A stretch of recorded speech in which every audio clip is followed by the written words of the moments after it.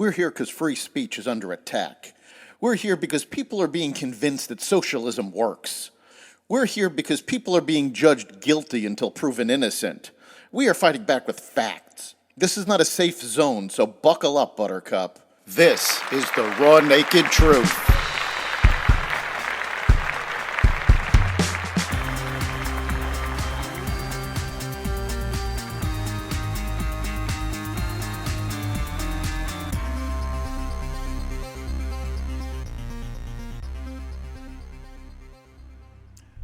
Welcome to the Raw Naked Truth. I'm your host, Eric Lopkin, and here's the news you need to know.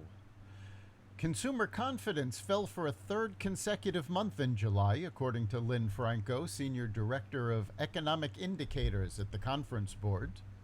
The decrease was driven primarily by a decline in the Present Situation Index, a sign growth has slowed at the start of Q3.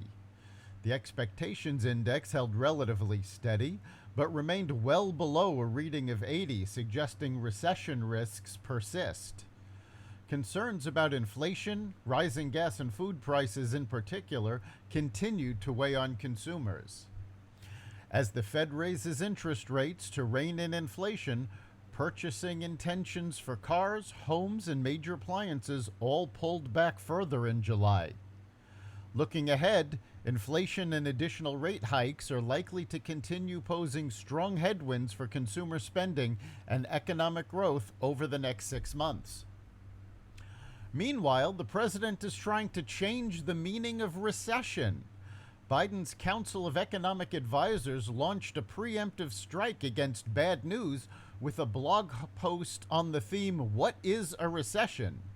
Despite decades of top economists concurring on a definition, Biden's appointees treat the topic like an arcane metaphysical dispute that requires a, quote, holistic look at the data, unquote.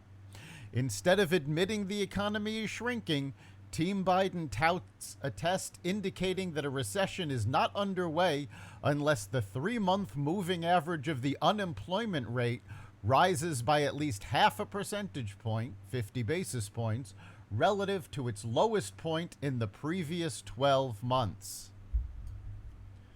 All of this means the Biden administration knows we're in a recession and they're trying to deflect the conversation. Federal Reserve policymakers start a 2-day meeting today that is expected to end with the central bank's latest aggressive interest rate hike to cool the economy and bring down the highest inflation in 4 decades.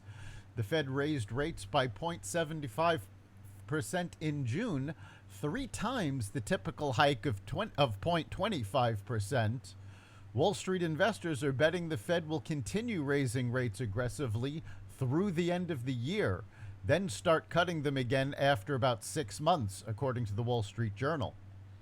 Fed officials have estimated that the Fed's benchmark rate, currently set between 1.5% and 1.75%, could rise to around 3.8% next year before settling around 2.5%. Senator Ted Cruz of Texas released a graphic video highlighting the brutality of what he calls the narco-slave trade at the U.S.-Mexico border. The video begins with Cruz and border officials tending to a group of migrants who cross the border late in the night. He highlights that the vast majority of migrants are being economically exploited by the drug cartels bringing them into the U.S. These children come in debt to vicious cartels, thousands and thousands of dollars. The teenage boys work for the gangs in every city in America, and the teenage girls experience a hell worse than that, with far too many of them human trafficked into sex slavery, Cruz says in the video. Joe Biden and Kamala Harris are responsible for the worst plague of slavery in America since the Civil War. Since Biden took office, over 900,000 people have crossed into the country evading immigration. Now, these are not migrants who want to come to America and are working with immigration to get legal status. These are 900,000 individuals who deliberately avoided immigration and fled into the country, working with gangs and possibly terrorist cells. That's the raw naked truth.